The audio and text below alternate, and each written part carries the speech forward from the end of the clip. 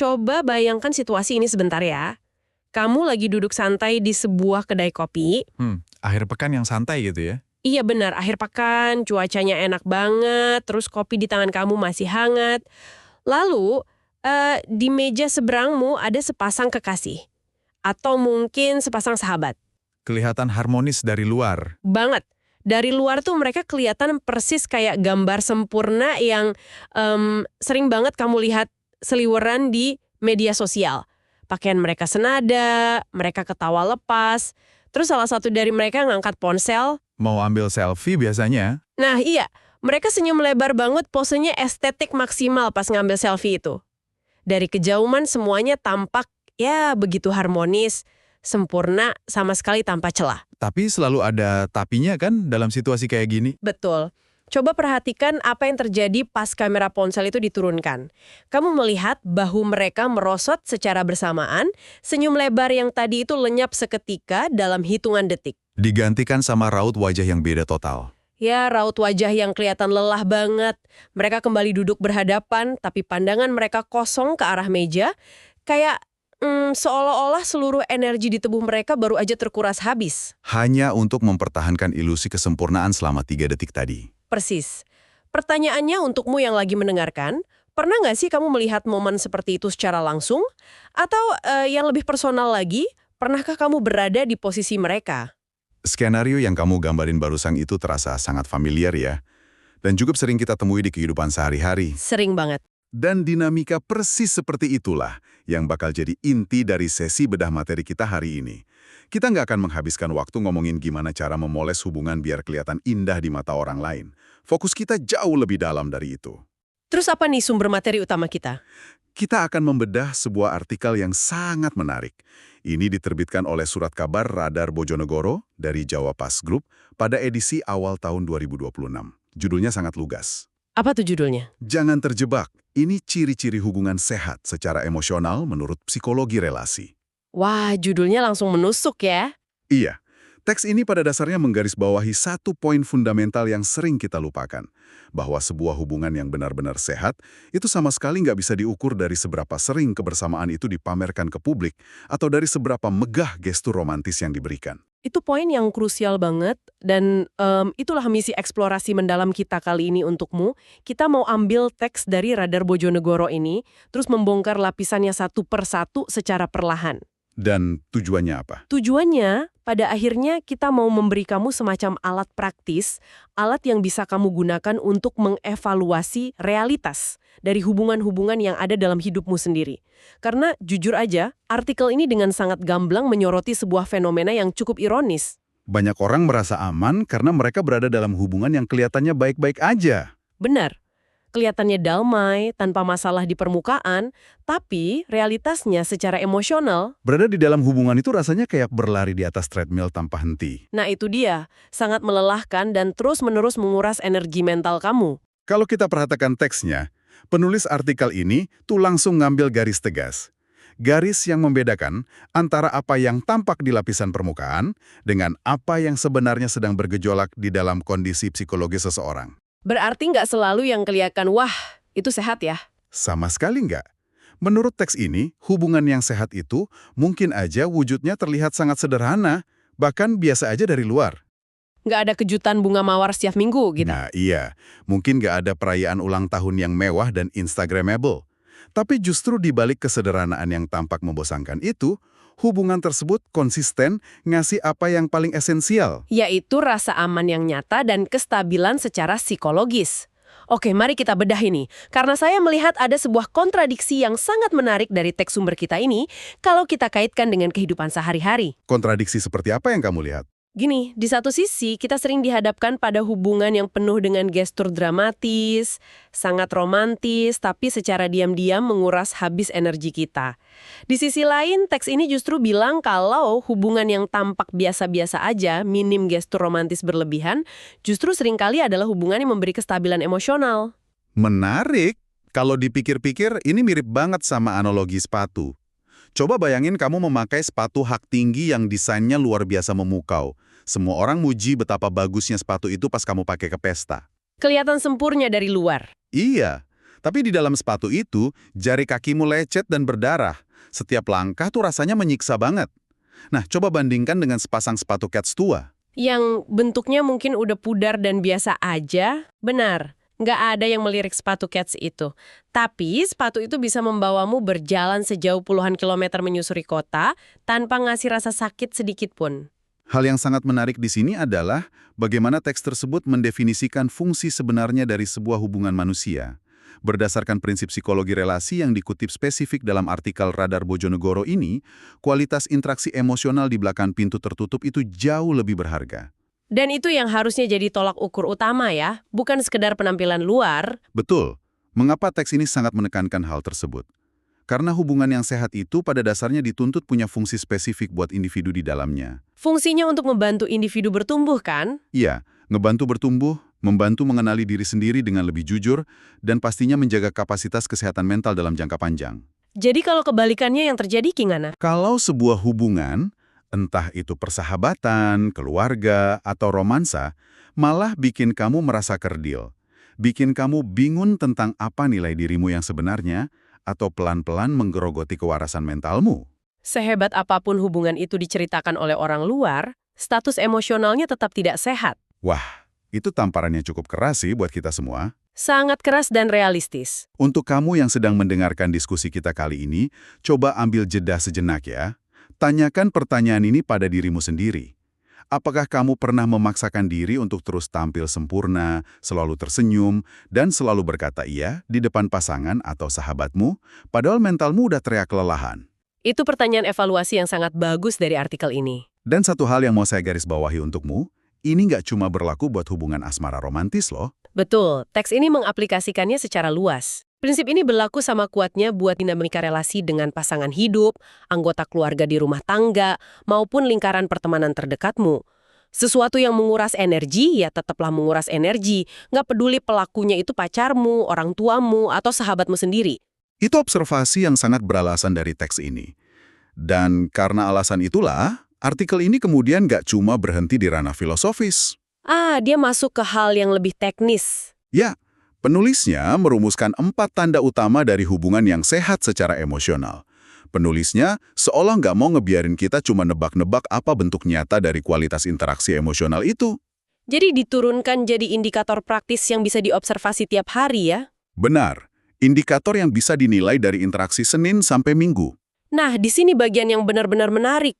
Mari kita langsung masuk ke tanda pertama yang dijabarin dalam artikel tersebut.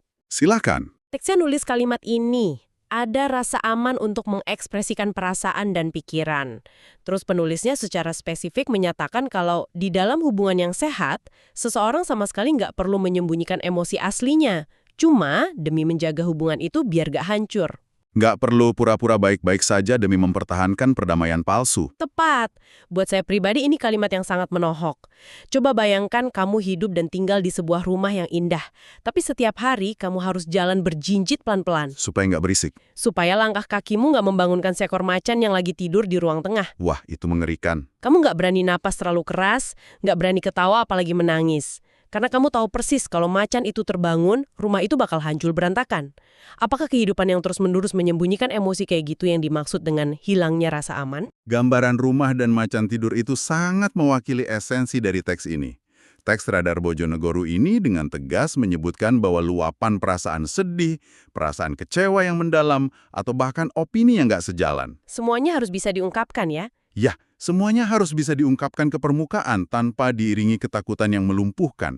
Ketakutan kalau kamu bakal disalahkan secara sepihak atau diancam akan ditinggalkan. Oh, itu yang dinamakan rasa aman emosional. Betul. Dalam terminologi psikologi relasi, ini diidentifikasi sebagai rasa aman emosional. Ini bukan sekedar perasaan tenang sesaat. Ini adalah keyakinan absolut di dalam alam bawah sadar seseorang bahwa kejujurannya nggak akan berujung pada penolakan atau hukuman. Jadi kamu benar-benar diizinkan jadi manusia seutuhnya. Lengkap dengan segala emosi negatif, lelah, dan rasa marahmu. Dan entitas hubungan itu bakal tetap kokoh berdiri di sana. Nggak akan runtuh berkeping-keping cuma karena kamu lagi nunjukin kelemahan hari itu. Berarti bisa dibilang rasa aman emosional ini tuh fondasi paling bawahnya ya. Kalau dari awal kamu ngerasa harus terus-terusan pura-pura bahagia atau kuat biar orang ini nggak pergi, Berarti semen fondasi rasa amannya belum pernah kering atau malah belum ada sama sekali. Analogi fondasi yang sangat pas. Hal ini secara natural ngebawa kita ke tanda yang kedua. Setelah kita mastiin kalau kita punya rasa aman tersebut, tantangan berikutnya adalah gimana cara kita menyalurkan atau mengungkapkannya ke pihak lain. Komunikasinya ya. Iya, artikel ini menyebutkan tanda kedua dengan sangat jelas. Komunikasi berlangsung terbuka dan tidak manipulatif. Jika kita hubungkan ini dengan gambaran yang lebih besar, cara kita berkomunikasi sebenarnya adalah arena tempat kita menguji seberapa kokoh rasa aman di poin pertama tadi. Dan bagian komunikasi ini, menurut saya, adalah salah satu elemen paling tajam dari teks ini. Setuju banget. Karena dia nggak cuma ngasih nasihat klise kan? Benar. Penulis artikel ini nggak cuma bilang kalian harus lebih sering ngobrol atau komunikasi adalah kunci. Teks ini melangkah lebih jauh. Dia ngasih batasan-batasan perilaku yang sangat tegas tentang apa yang secara psikologis masuk kategori tindakan manipulasi. Dan detail contoh yang dikasih artikel ini spesifik banget, jadi gampang buat kita kenali. Salah satu yang paling ditekankan adalah larangan keras pakai diam berkepanjangan atau silent treatment sebagai bentuk hukuman. Silent treatment ini fenomena yang sangat merusak. Sering banget kan kita lihat skenario ini atau mengalaminya sendiri. Coba deh bayangin. Hari ini kamu ngelakuin kesalahan kecil. Misalnya lupa balas pesan karena lagi sibuk meeting di kantor. Kesalahan manusiawi. Iya. Terus sebagai respons, pasangan atau sahabatmu tiba-tiba mendiamkanmu secara total dari hari Jumat sampai hari Minggu. 3 hari penuh. Mereka baca pesanmu, tapi nggak dibalas. Betul. Menghindar pas diajak bicara langsung, buang muka pas ketemu. Pada dasarnya mereka menggunakan kebisuan mereka sebagai senjata aktif untuk bikin kamu tersiksa, cemas, dan gak bisa tidur. Memikirkan apa yang salah terus-menerus. Kalau dipikir-pikir, perilaku ini jelas beda banget sama orang yang secara verbal bilang, aku butuh waktu 15 menit untuk tenangin diri karena lagi emosi. Beda jauh kan? Perbedaannya ibarat bumi dan langit. Teks sumber kita mendeskripsikan perilaku tadi dengan kalimat diam berkepanjangan sebagai hukuman. Kata kuncinya ada pada niat menghukum. Niat menghukum itu yang bikin manipulatif. Tepat, jika tujuan kebisuan itu untuk menyiksa pihak lain agar memohon-mohon, itu 100% manipulatif. Tapi artikel ini juga membongkar manipulasi yang lebih halus, yaitu sindiran berulang. Sindiran berulang, kayak pasif-agresif gitu ya? Betul sekali. Situasi di mana seseorang merasa nggak puas, tapi nggak mau mengungkapkan akar masalahnya secara langsung dan dewasa. Jadi mereka terus melempar komentar menyakitkan di setiap kesempatan buat memancing emosi. Terus yang ketiga ada permainan emosi untuk mengendalikan pasangan ya? Iya. Semua perilaku negatif ini punya satu benang merah. Tujuannya adalah dominasi dan kontrol mutlak. Teks ini sangat tegas menyimpulkan kalau tujuan komunikasi dalam hubungan sehat itu semata-mata untuk mencari pemahaman bersama. Bukan buat nyiptain rasa bersalah atau mendominasi orang lain. Sangat benar. Mencari pemahaman. Mencari pemahaman, bukan mendominasi. Sebentar, kalau saya coba cari padanan visualnya, ini tuh mirip perbedaan antara main tenis meja lawan main lempar tangkap bola basket di taman. Gimana tuh perbedaannya? Kalau kamu main tenis meja, mentalitasmu kan mentalitas bertanding. Kamu mukul bola pingpong dengan spin sekeras mungkin biar lawan di seberang nggak bisa balas, biar kamu dapat poin. Tujuannya mengalahkan dia. Nah, tapi kalau kamu main lempar tangkap bola sama temenmu, tujuannya berubah total. Kamu lempar bola dengan ayunan yang pas biar temanmu gampang dan nyaman nangkapnya. Terus dia bakal balas melakukan hal yang sama. Komunikasi yang sehat wujudnya seperti lempar tangkap bola itu? Iya. Kamu pengen pesanmu ditangkap dan dipahami dengan baik, bukan dijadiin alat smash buat mencetak skor kemenangan dan membungkam lawan bicaramu. Pemaparan yang sangat pas. Dan persis di momen tujuannya bergeser jadi mencetak skor kemenangan, disitulah manipulasi mengambil alih hubungan. Metode diam berkepanjangan tadi dipakai biar pasangannya panik dan akhirnya memohon. Dan ketika pasangannya memohon, pihak yang diam ini merasa punya kekuasaan. Ini kebalikan total dari stabilitas psikologis yang dibahas di awal artikel tadi. Jadi, apa sebenarnya makna dari semua ini, mengingat semua syarat yang berat ini? Apakah hubungan yang benar-benar sehat itu hubungan yang utopis? Maksudnya, utopis yang tanpa celah sama sekali. Iya, di mana dua orang selalu berhasil memahami satu sama lain setiap detiknya. Bermain lempar tangkap bola dengan sangat indah setiap saat, senyum manis dari pagi sampai malam, dan nggak pernah beradu argumen apalagi bertengkar seumur hidup. Teks dari Radar Bojonegoro ini sama sekali nggak memvalidasi anggapan utopis tersebut. Oh, sama sekali nggak ya? Justru sebaliknya. Pada poin ketiga, artikel ini lugas membantah ilusi tentang hubungan tanpa pertengkaran. Setiap hubungan antar manusia, tanpa terkecuali, pasti akan menghadapi perbedaan pendapat. Konflik itu bukan kemungkinan yang bisa dihindari, tapi sebuah kewajaran mutlak. Iya, tanda ketiga dari artikel tersebut secara gamblang bunyinya, konflik dianggap wajar dan dikelola secara dewasa. Saya tertarik banget sama penggunaan kata dikelola di kalimat ini. Kenapa dengan kata dikelola? Kalau kita balik ke analogi rumah tadi ya, dalam kehidupan nyata, kalau kamu tinggal di rumah dan buka pintunya, debu dari luar pasti masuk terbawa angin. Itu wajar, nggak bisa dicegah sepenuhnya. Pasti ada debu yang masuk. Pertanyaannya bukan gimana nyiptain teknologi canggih biar nggak ada sebutir debu pun yang masuk. Pertanyaannya, pas debu menumpuk, kamu ambil sapu dan membersihkannya secara rutin. Atau kamu malah nyapu dan menyembunyikannya di bawah karpet. Menyapu ke bawah karpet demi perdamaian palsu. Betul, menyembunyikan rasa nggak suka di bawah karpet sampai akhirnya debu numpuk jadi gundukan besar yang merusak lantai. Dalam hubungan sehat, konflik nggak dihindari secara pasif. Hal itu sejalan dengan penjelasan tambahan di teks, selain nggak dihindari, konflik dalam hubungan sehat itu tidak dibesarkan secara emosional. Artinya fokus ke solusinya ya? Iya, ketika masalah dibicarakan, energi diskusinya harus sepenuhnya fokus mencari jalan keluar, bukan diubah jadi arena untuk saling mengungkit masa lalu atau nyerang karakter pribadi. Psikologi relasi di teks ini kan bilang cara menghadapi konflik lebih penting dari seberapa sering konflik itu terjadi. Itu adalah prinsip emas yang sangat berharga. Cara merespons jauh lebih krusial. Ini kalimat kunci nih buat kamu yang lagi mendengarkan. Kalau kamu dan pasanganmu, atau mungkin sahabat sekamarmu, kebetulan sering banget berdebat hal keseharian, misal berdebat panas soal jadwal buang sampah, atau debat mau makan di mana hari Sabtu. Itu sama sekali bukan indikator hubungan kalian hancur. Bener. Selama setelah perdebatan itu usai, kalian bisa mencapai kompromi tanpa ada yang merasa direndahkan atau diserang identitas personalnya selama adu argumen tadi. Karena konflik yang berhasil dikelola secara konstruktif justru punya efek mempertebal rasa aman yang kita bahas di poin pertama. Oh, jadi malah memperkuat ya?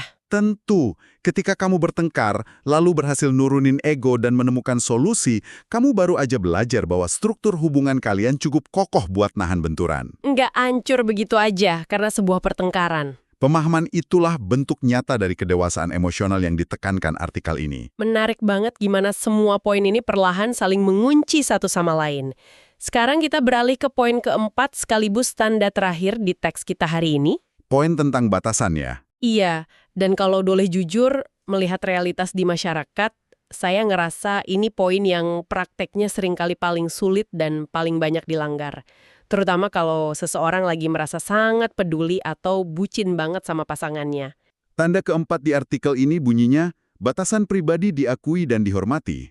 Penulisnya membedah anggapan keliru yang udah mengakar di masyarakat kan. Anggapan kalau kita udah dekat secara emosional, identitas pribadi kita harus sepenuhnya melebur jadi satu. Penulis menyoroti ini sebagai miskonsepsi yang sangat fatal, tapi ironisnya sangat umum. Banyak individu tumbuh dengan pemikiran kalau puncak cinta itu harus selalu melakukan semua hal berdua, 24 jam bersama. Harus suka hobi yang sama, pergi ke tempat yang sama. Dan menganggap nggak boleh ada ruang waktu sekecil apapun buat dinikmati sendirian. Tapi teks ini menganalisis dari sudut pandang berlawanan. Kedekatan emosional nggak menuntut penghilangan identitas individual. Hubungan sehat justru mewajibkan pengakuan atas batasan pribadi. Sebentar, saya coba visualisasikan pakai analogi lagi. Ini mirip nggak sih sama prinsip nanam 2 buah pohon di taman? Gimana tuh pohonnya? Bayangin 2 pohon ditanam berdampingan. Kalau tukang kebunnya nanam terlalu berdempetan biar daunnya nyatu, yang terjadi di bawah tanah justru malah petaka. Akar mereka saling mencekik. Betul.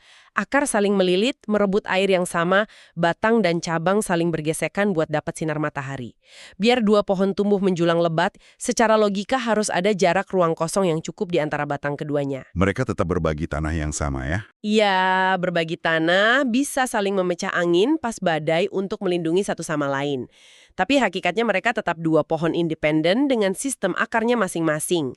Jarak, ruang kosong itulah yang dalam konteks manusia kita sebut batasan pribadi. Analogi dua pohon itu akurat merepresentasikan penjabaran teknis teks sumber kita. Artikel ini ngasih contoh spesifik loh soal praktik nyata menghormati batasan pribadi. Apa aja contohnya? Batasan pribadi itu mencakup tindakan sederhana, seperti menghargai kebutuhan pasangan akan ruang fisik, ngasih waktu mereka menyendiri, dan menghormati pilihan hobi individual.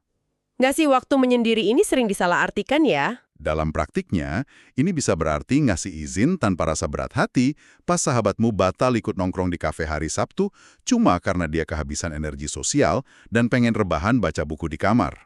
Atau dalam asmara, membiarkan pasangan menekuni hobi yang nggak kita ngerti, tanpa perlu mencibirnya.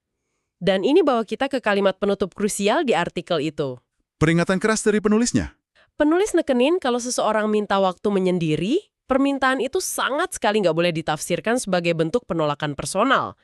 Ini peringatan yang luar biasa penting. Sering banget dilanggar kan? Banget. Coba inget-inget, seberapa sering kita refleks tersinggung atau cemas pas orang terdekat bilang, maaf ya, aku lagi butuh waktu sendiri dulu.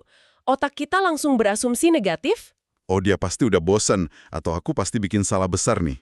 padahal objektifnya mereka murni cuma butuh jeda buat memproses pikiran dan ngisi ulang baterai sosial. Dan persis di titik inilah, benang merah yang ngehubungin poin keempat ke poin pertama dan kedua jadi sangat terang benderang.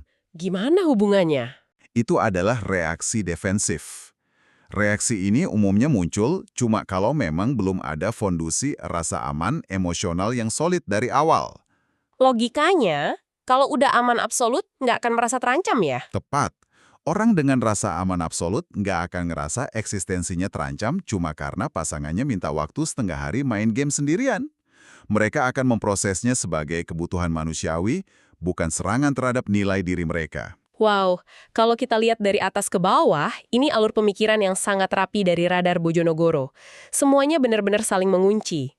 Dari dekonstruksi kualitas permukaan, pentingnya rasa aman, aturan komunikasi tanpa manipulasi, cara memandang konflik, sampai ruang batasan pribadi. Semuanya terhubung dengan sangat baik. Jadi buat kamu yang lagi mendengarkan, mari kita rangkum nilai inti diskusi kita hari ini.